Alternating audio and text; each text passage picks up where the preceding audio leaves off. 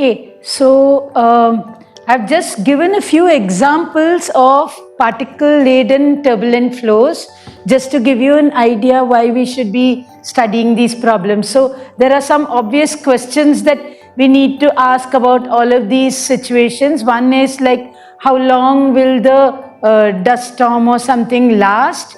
What is the range, like how far will it spread if it's pollution and things like that? And what is its capacity for damage? There are lots and lots of very obvious questions that you may want to ask. You may also want to ask about erosion and deposition, how landforms come up like dunes and other rock formations. And we will be talking primarily about clustering in this context. Okay, so what is turbulence laden with particles?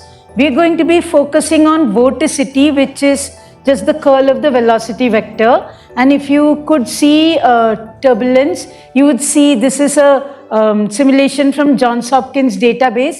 You'll see these long stringy objects which are vortices. So basically think of vortices as long noodles, and there are particles whose size have exaggerated a lot, which are living in this turbulent flow. So this is the situation we are talking about. And so if I zoom into a teeny tiny part of a cloud, this is what I'll see in terms of vorticity. So the thing to remember is that these things are very, very hard to compute. That's the case I'm going to make first. So in a cloud, for example, in 1 meter cube, which is about this much, there is 1 billion little droplets. So I'm going to talk about droplets and particles in the same breath. So there's 1 billion of them. So that makes it already very, very hard to compute. And in clouds, we have many, many questions. For example, which cloud will rain?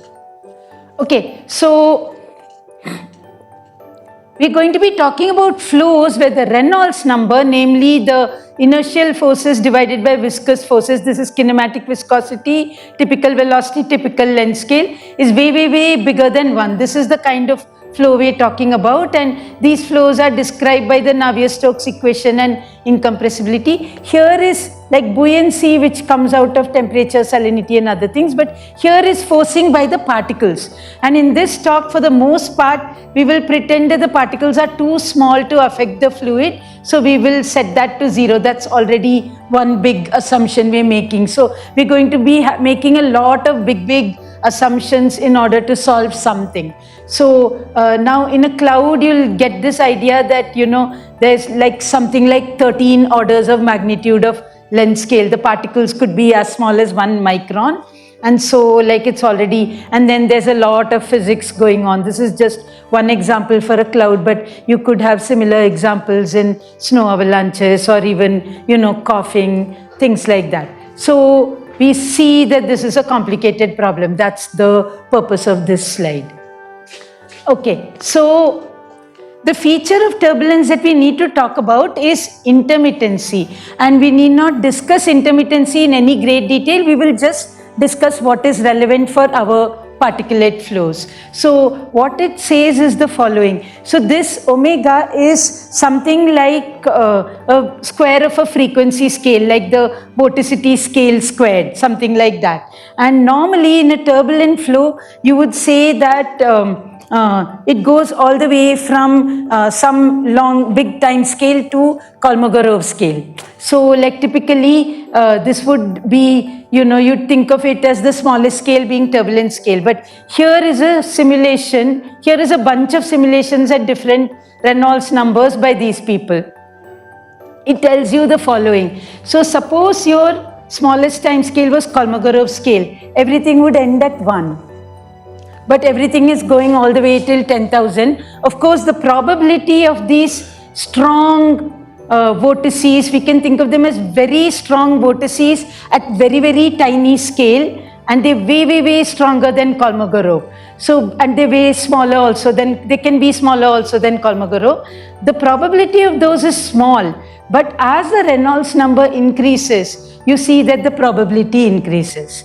So this is the feature of intermittency that we want to use, because particles, the teeny tiny particles, so imagine in a cloud like Kolmogorov scale is 0.5 millimeter and these particles are 10 micron. So they are very, very, very small compared to Kolmogorov scale, and they respond most to strong vortices at small scale. So just because we know the answer at one particular Reynolds number doesn't mean we know the answer at other Reynolds numbers. So like intermittency works in such a way that right now we are not able to extrapolate. Secondly, like clouds are not homogeneous isotropic, blah blah, there's lots of other things.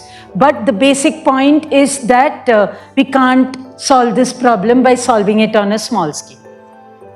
Okay, so this is just a picture visualization of what I said in the previous slide. So this is 500 times stronger than Kolmogorov, of course, square root of 500 times smaller than Kolmogorov, and this is about 100 Kolmogorov length scales. You see that there's a large number of vortices which are very small and very powerful, and even 4000 there's quite a few. So this is the same point as I made in the previous slide. Okay, so ideally what you'd need is to take the whole cloud, make grids way smaller than Kolmogorov or whatever, solve them, then take each particle, make a grid around the particle, solve for that, match this. Forget it, nobody can do this. So the world record for Navier-Stokes alone, like no cloud, nothing, is this many grids on one side, and that can maximum do 16 meters of a cloud. And the world record for particles is like around 10 to the 5, maybe 10 to the 6 particles, which is about the number of particles in this much of a cloud. So you can't extrapolate and you can't do it. So you have to think of simpler ways to do it. I'm not mastering this. Okay, so we're talking Reynolds much bigger than 1. Reynolds of the particle, where Q is the particle velocity V minus the fluid velocity U. The relative velocity between fluid and particle is very small. Particles are going at almost the same velocity as the fluid. Their size A is very, very small, and this is kinematic viscosity. So we're going to live in the limit where particle Reynolds number is very small and flow Reynolds number is very large. This is not a very good approximation for many situations, but right now this is what we can do, so we'll pretend it's okay. One little spherical particle of radius A, where A is way, way, way smaller than any length scale in the flow, is described, its dynamics is described by the Gatignolles-Maxey-Riley equation, which is basically the unsteady Stokes equation. So take Navier-Stokes, throw away the nonlinear term, and this is what you get. So this is the expression for one teeny tiny sphere and its dynamics in the flow. So Q is the relative velocity and X is its position. So if it's infinitely dense, then this R goes to 0. If it's neutrally buoyant, it goes to 1. So R is a kind of non-dimensional number representing density ratio, and ST is the Stokes number. Stokes number is basically the time scale of the particle divided by the typical time scale in the flow. So you can see that for each particle, it remembers its history, and it's a very, very complicated thing to follow, to calculate. We can do the Bassett history. Thanks to my colleague Vishal Vasan, we have a very good way of computing the Bassett-Boussinesq history force, which is explained in these papers. So we are going to be able to solve for a few particles in one-way coupling. They don't affect the flow, flow affects them, and you can solve for their dynamics and ask about clustering. The main question we are asking is clustering. Okay, so what do I mean by clustering? If the particles are homogeneously distributed, they will look like this. If they're clustered, there'll be regions where del dot V. Now I'm pretending that I'm writing a field equation for the particles. I'm saying that particles are described by a field V, not a individual velocity V of each particle. And in these clustered regions, you will get the divergence to be negative. So del dot V is less than 0. And in these empty regions, the del dot V is greater than 0. So particles are leaving from these regions and clustering into these regions. And this is what happens in turbulence. This is a movie by Jason. I think Jason is somewhere at the back. Yeah, so particles effectively leave vertical regions in the turbulence and they go to regions of strain. So this is what happens to particles. They cluster into regions of strain. And we want to ask, is that all that happens, and is there something more interesting in this that's going on? A caustics event is one where two particles are actually dashing against each other. So we talked about a negative divergence region where particles are clustering. Now we're going to talk about something like extreme clustering where particles are dashing against each other. In this place you cannot describe it by a field equation because at one place and one time you have two velocities. So yes. Yes, so for the u you solve the Navier-Stokes, for the v you solve the v equation, and for the x you integrate the v equation. Yeah. Okay, so we're talking about these places, and we're going to talk, and field description breaks down in these situations. We call them caustics events, and we're looking for extreme clustering where the divergence not only is negative but it's like minus infinity. So like it just all goes into one point or to something of smaller dimension than the basic flow. So these things are, why are they important? Oops, what am I doing? Yeah, these things are important, for example, for planet formation where things need to come together to cluster. This is a problem that Vishnu is working on, and with me and my colleague Pallavi Bhatt. I'm not going to, we don't have any results yet to tell you about it, but it's an interesting question we're asking. In marine snow, it's very important. So marine snow is, you know, this slow raining of carbonaceous matter coming from plankton and other living things into the ocean. And this is extremely important for people like us who pollute the atmosphere with carbon dioxide, because 1/3 of all the carbon dioxide is actually grabbed by these living things and taken to the deep ocean. So they help in mitigating climate change effects. We also have to worry about microorganisms which, you know, they need to dash against each other or come and cluster in order to communicate or reproduce. We need to worry about droplets which by any normal calculation will not give you rain in the cloud. How do droplets collide enough and coalesce enough to give you rain? And the question in all of these is, can turbulence give you unexpected and interesting clustering? So this is the question. We've seen already in the movie of Jason that you do get clustering in turbulence, but can we understand it? Can we break it down? Can we say something quantitative about it? And in order to do that, we are going to take up a toy model. And the toy model is worked on by Saumav and Divya. He's a final year PhD student. She's just finished her PhD and submitted a thesis. She'll be going to Harvard for a postdoc.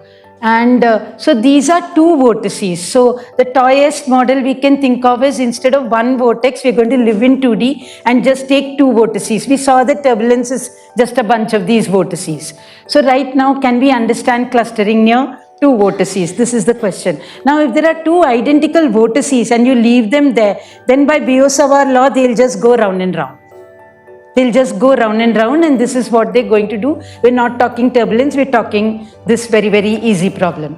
And in this easy problem, we're going to rotate with the vortices. So our vortices are always going to be at the same place because we are in a rotating frame. So in the rotating frame, our vortices are always going to be there. What happens to particles? That's the question we're asking.